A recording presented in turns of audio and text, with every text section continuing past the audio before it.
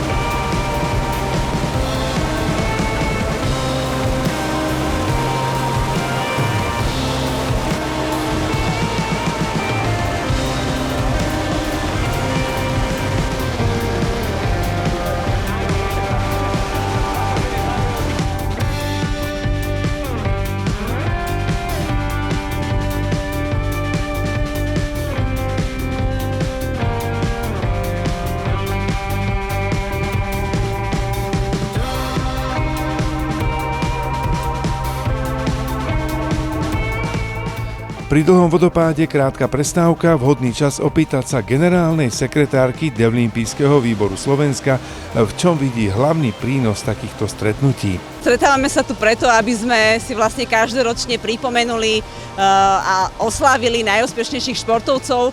Momentálne to bude najúspešnejší športovec roka 2023. Táto túra ako keby to je pre nich to, že sa tu stretnú a spoločnú ten športový výkon podajú a tešia sa teraz hlavne preto, že to je iné miesto, lebo mali sme vlastne 10 rokov rysy a teraz je vlastne iné miesto, takže je to pre nich aj niečo nové spoznávajú a sú tu vlastne v tejto športovej komunite.